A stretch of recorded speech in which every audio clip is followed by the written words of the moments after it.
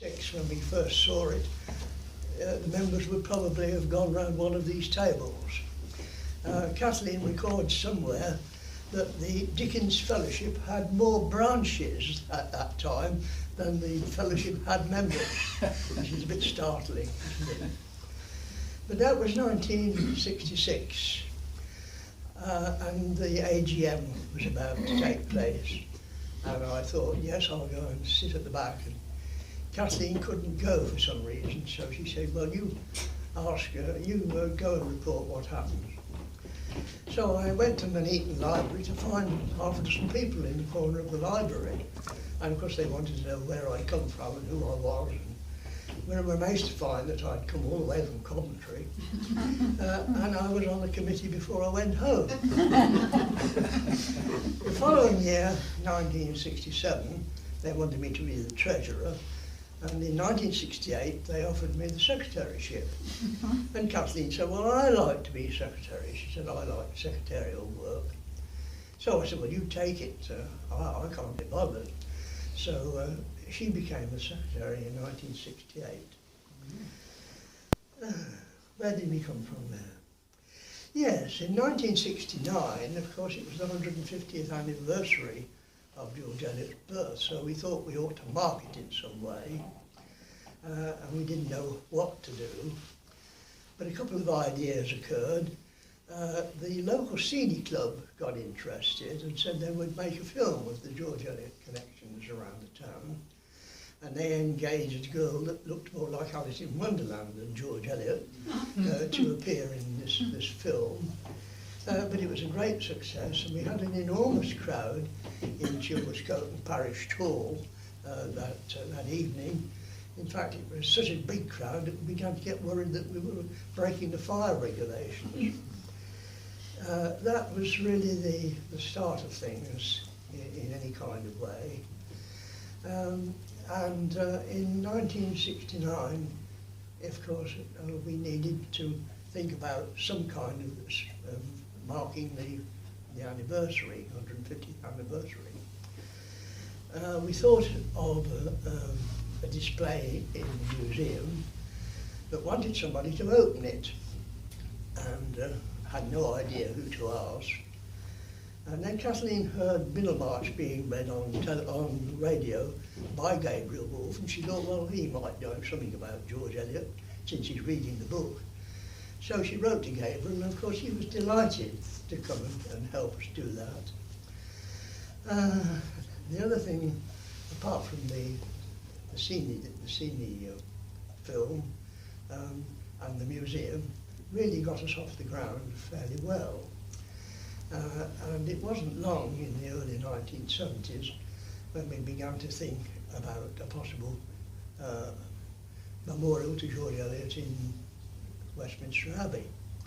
She had, of course, been refused permission to have a memorial in the Abbey because of her lifestyle and reputation generally. The Victorians were not happy about that.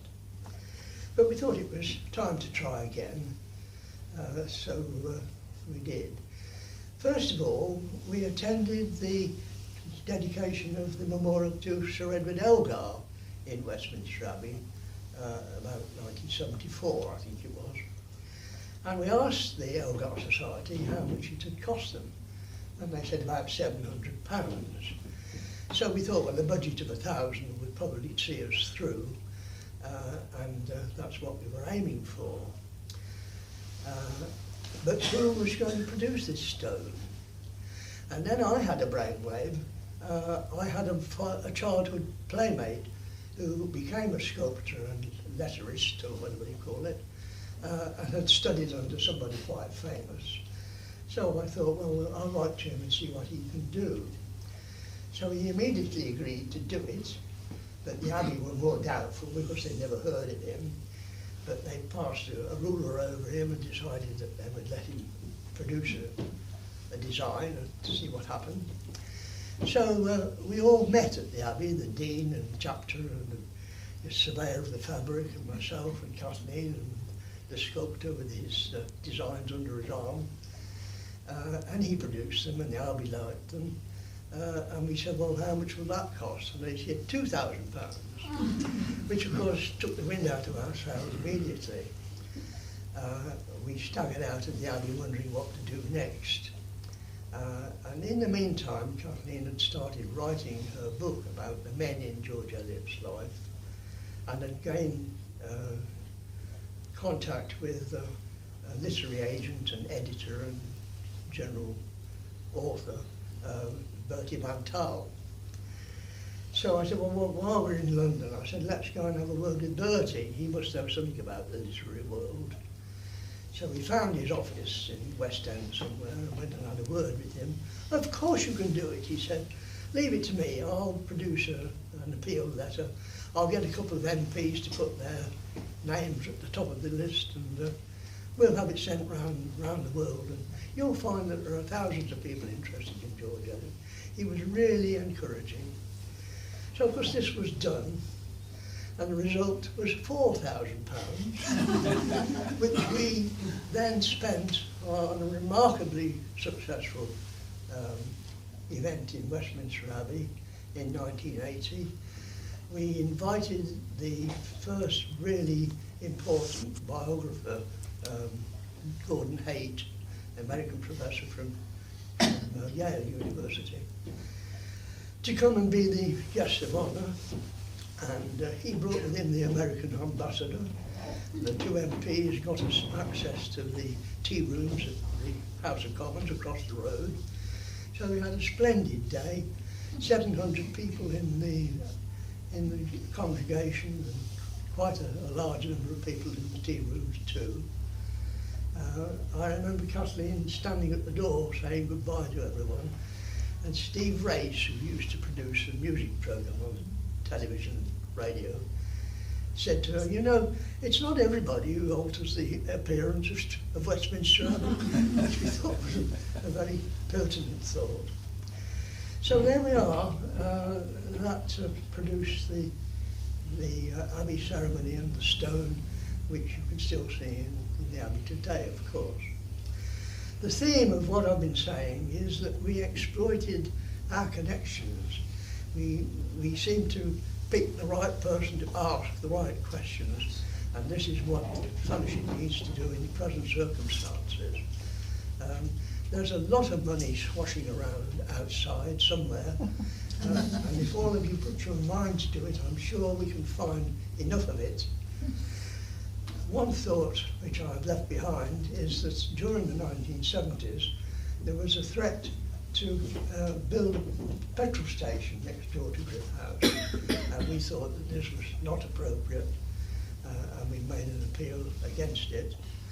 And we asked other literary societies to write in and do the same, which they did, and as a result the petrol station was never built. But it left the impression in our minds that an association of literary societies would be a useful thing. And the Alliance of Literary Societies was formed by Kathleen and myself in 1974-5. It's still going strong now, and we understand that it caters for the interests of 50,000 readers.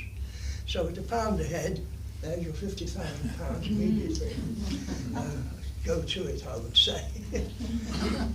It's been an amazing journey, punctuated by a lot of work by a lot of people, two of whom are not here today. I was hoping to have to say hello to them. The two academic editors of the George Eliot Review, Beryl Gray and John Rignall, who have brought it on from obscurity to a review which is respected, I think, generally speaking, in the literary world. So it has been an amazing journey, but there is a little way further to go. We must have that basic base for George Eliot in North Warwickshire. Griff House is a wonderful place for it to be. There's plenty of material for it waiting to go in and furnish it. Please do your very best for the appeal to go forward and raise the money necessary. Don't forget to write to Kathleen, and thank you very much for listening to us.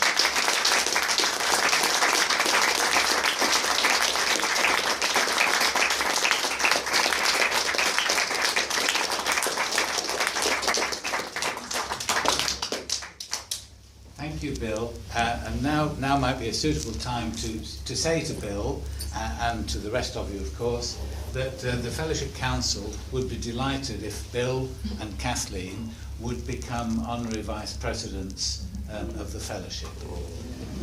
That does mean that you will get all the paperwork and so on, but at least it's us keeping in touch with you and you keeping in touch with us. I think it's a great honour to join all those important people.